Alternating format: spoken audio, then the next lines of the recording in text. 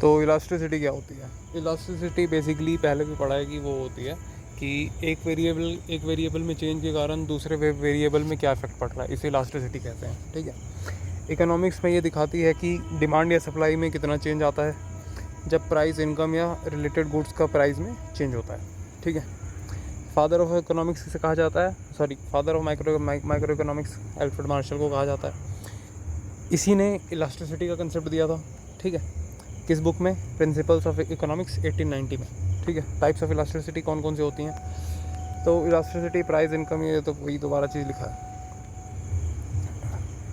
इसे price elasticity, income elasticity और cross elasticity में कैटेगराइज किया जाता है इलास्टिसिटी को। ठीक है, तो पहले देख लेते हैं टाइप्स ऑफ इलास्टिसिटी कौन कौन सी होती है। तो प्राइस इलास्टिसिटी ऑफ डिमांड, ये क्या होती है? प्राइस में चेंज की वजह से क्वांटिटी डिमांडेड में चेंज आना, ये होती है price elasticity of demand. Price elasticity of supply, ये क्या होती है? प्राइस में चेंज आने की वजह से क्वांटिटी सप्लाइड में चेंज आना। ठीक है, फिर इनकम इलास्टिसिटी ऑफ डिमांड, ये क्या होता है? इनकम में चेंज की वजह से क्वांटिटी डिमांडेड में चेंज। ठीक है, और क्रॉस इलास्टिसिटी ऑफ डिमांड क्या होता है? एक गुड के प्राइस में चेंज की वजह से दूसरे गुड्स की डिमांड में चेंज। ठीक है, फिर price elasticity of demand, PED, measures responsiveness of quantity demanded to a change in price. वही चीज़ तो ऊपर पड़ी थी। PED गवर्नमेंट को फ्यूल और सिगरेट्स जैसे इन इलास्टिक गुड्स पर हाइयर टैक्स लगाने में हेल्प करता है। ठीक, PED क्या? Price elasticity of demand. PED का फार्मूला क्या होता है? Percentage change in quantity demanded divided by percentage change in price. ठीक है, फिर टाइप्स ऑफ कौन कौन से PED होते हैं? तो पहले भी देखा एक बार कि परफेक्टली इलास्टिक होता है, जिसमें जिसकी वैल्यू E = इन्फिनिटी होती है, वो होता है परफेक्टली इलास्टिक। उसका डिस्क्रिप्शन क्या है? प्राइस में थोड़ी सी क्या होता है? प्राइस में थोड़ी सी राइज होती है और डिमांड 0 हो जाती है। ठीक है, ये होती है परफेक्टली इलास्टिक। इलास्टिक इसे कहते हैं रिलेटिवली इलास्टिक। ठीक, ई ग्रेटर देन 1 होता है इसमें। ये क्या होता है? प्राइस में छोटा सा चेंज डिमांड में बड़ा चेंज ले आता है। ठीक है, यूनिटरी इलास्टिक मतलब जितना डिमांड में चेंज आ रहा है उतना ही प्राइस में जितना प्राइस में चेंज आएगा उतना ही डिमांड में चेंज आएगा, इक्वल चलता है। In elastic, relatively in elastic भी बोलते हैं। तो ये E < 1 होता है। इसमें क्या होता है? डिमांड प्राइस के कंपैरिजन में कम चेंज होता है। ठीक, और परफेक्टली इन इलास्टिक ये होता है E = 0। इसमें क्या होता है? प्राइस चेंज होने के बाद भी डिमांड अनचेंज रहती है। इसका एग्जांपल कौन कौन से होते हैं? लाइफ सेविंग ड्रग्स हो गए, आईफोन वगैरह हो गए। ठीक है, लोग खरीदते हैं। फिर फैक्टर्स का कौन कौन से फैक्टर्स अफेक्ट करते हैं प्राइस इलास्टिसिटी ऑफ डिमांड को? सबसे पहला अवेलेबिलिटी ऑफ सब्सटीट्यूट्स, यानी जितने ज़्यादा सब्सटीट्यूट होंगे उतनी ज़्यादा इलास्टिसिटी होगी। ठीक, नेचर ऑफ गुड्स, ये भी अफेक्ट करता है। नेसेसिटीज़ क्या बोलते हैं? अगर गुड्स वो है नेसेसिटी वाले गुड्स हैं तो वो इन इलास्टिक हो जाएगी। ठीक है, और लग्जूरियस गुड्स है तो इलास्टिक हो जाएगी। क्या? PED। ठीक, जैसे ये रहा ना, नेसेसिटी वाले ये इन इलास्टिक होते हैं। ठीक, proportion of income spend, income का जितना ज़्यादा हिस्सा स्पेंड होगा उतनी ज़्यादा इलास्टिक होगी। ठीक, टाइम पीरियड, अगर लॉन्ग रन में है तो मोर इलास्टिक होगा और शॉर्ट रन में है तो लेस इलास्टिक होगा। फिर हैबिट फॉर्मिंग गुड्स, जैसे वो हैबिट फॉर्मिंग गुड्स जो होते हैं वो यूजुअली इन इलास्टिक होते हैं, जैसे कि सिगरेट हो गया, अल्कोहल हो गया। ठीक है, मतलब कोई पैसा मतलब प्राइस में चेंज आ जाएगा लेकिन डिमांड में चेंज नहीं आएगा।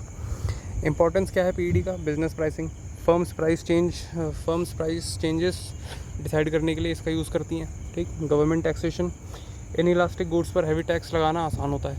ठीक, और economic policy, subsidies, price floors और वेलफेयर डिसीजंस के लिए यूज़फुल होता है। ठीक, PED एंड टोटल रेवेन्यू, ये क्या होता है? अगर इलास्टिक है, ठीक है, PED यानी ग्रेटर देन 1, तो प्राइस ज़्यादा बढ़ेगा मतलब रेवेन्यू डिक्रीज़ होगा। ठीक है, और प्राइस क्या बोलते हैं? प्राइस कम होगा तो रेवेन्यू इंक्रीज़ होगा। ठीक, यूनिटरी में क्या होता है? क्या होते हैं? एक तो नो चेंज होता है, और मतलब यूनिटरी में नो चेंज ही होता है सब में। प्राइस बढ़ेगा, रेवेन्यू बराबर रहेगा, जितना प्राइस बढ़ेगा उतना रेवेन्यू रहेगा, मतलब ये बराबर नो चेंज वाला सिस्टम रहता है। इन इलास्टिक में क्या होता है? प्राइस बढ़ेगा तो रेवेन्यू भी बढ़ेगा। ठीक, और प्राइस घटेगा तो रेवेन्यू भी घटेगा। ठीक है, तो इसको समझने के लिए ऐसे देख सकते हैं कि इन इलास्टिक वाला जैसे तो अगर प्राइस बढ़ रहा है इन इलास्टिक वाले का प्राइस बढ़ रहा है तो डिमांड में उतनी ज़्यादा चेंजेस नहीं आएगी, मतलब डिमांड में उतनी ज़्यादा गिरावट नहीं आएगी। तो प्राइस बढ़ने के कारण डिमांड ऑलमोस्ट उतना ही है तो रेवेन्यू भी बढ़ेगा, ठीक है।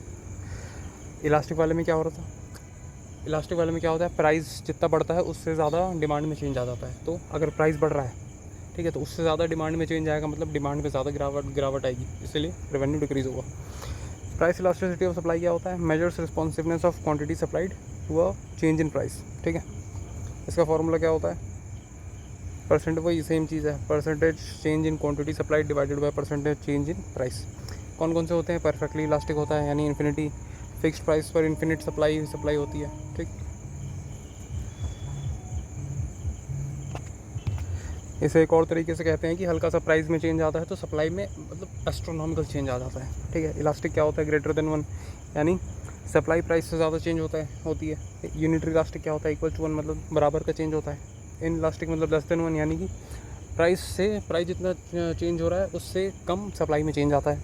परफेक्टली इन इलास्टिक क्या होता है कि प्राइस चेंज होने के बाद भी सप्लाई कांस्टेंट रहती है, ठीक है। फैक्टर्स कौन कौन से अफेक्ट करते रहते हैं, तो इसमें भी वही अवेलेबिलिटी ऑफ रॉ मटेरियल्स, जितनी ज़्यादा अवेलेबिलिटी होगी उतना ज़्यादा इलास्टिक होगा। टाइम पीरियड, शॉर्ट रन में लेस इलास्टिक होगा, लॉन्ग रन में मोर इलास्टिक होगा। Nature of good, perishable goods में इन इलास्टिक होगा, ड्यूरेबल गुड्स में इलास्टिक होगा। मोबिलिटी फैक्टर्स ऑफ प्रोडक्शन, जितनी ज़्यादा मोबिलिटी होगी उतनी ज़्यादा इलास्टिक होगा, ठीक है। तो प्राइस इलास्टिसिटी ऑफ डिमांड में शॉर्ट रन में क्या था, लॉन्ग रन में क्या था, जल्दी याद करके बताओ। इनकम इलास्टिसिटी ऑफ डिमांड, ये क्या होती है, measures responsiveness of quantity demanded to a change in income, ठीक। फार्मूला होता है इसका, कहते हैं वही चीज़ है, percentage change in quantity demanded divided by change in income, सब यही चीज़ है। फिर पॉजिटिव YED ग्रेटर देन 0 होता है, ठीक, यानी नॉर्मल गुड्स इनकम बढ़ने पर डिमांड भी बढ़ जाती है, ठीक। YED greater than 0 normal goods के लिए होता है, ठीक। इनकम बढ़ने पर डिमांड भी बढ़ जाती है, याद रखना है। नेगेटिव YED लेस देन 0, ये इन्फीरियर गुड्स के लिए होता है, यानी इनकम बढ़ने पर डिमांड कम हो जाती है। 0 YED इनकम का डिमांड पर कोई इफेक्ट नहीं होता इसमें, ठीक। फिर क्रॉस इलास्टिसिटी ऑफ डिमांड, ये क्या होता है, ये होता है measures responsiveness of demand for one good to change in the price of another, ये पहले भी देख रखा है। फॉर्मूला होता है इसका वही, percentage change in quantity demanded of good A divided by percentage change in price of good B, ठीक। मतलब एक के कारण दूसरे में कितना चेंज आ रहा है। इसमें क्या होता है, ये इसे XED बोल के रेफ़र किया जाता है। अगर ये ग्रेटर देन 0 है तो ये सब्स्टिट्यूट गुड्स के लिए होता है, ठीक। और मतलब XED लेस देन 0 है तो ये कॉम्प्लीमेंट्री गुड्स के लिए होता है, जैसे कार एंड पेट्रोल हो गए। सब्स्टिट्यूट गुड्स जैसे टी एंड कॉफ़ी हो गया, ठीक है, सब्स्टिट्यूट कर दिया ना, टी की जगह कॉफ़ी पी रहे हैं आप, ठीक है। कॉम्प्लीमेंट्री गुड्स यानी कार और पेट्रोल के लिए। और XED 0 होता है वो अनरिलेटेड गुड्स के लिए होता है, जैसे कि पहना और ब्रेड दोनों अनरिलेटेड है, ठीक है। तो ये होता है, इतना था इलास्टिसिटी में।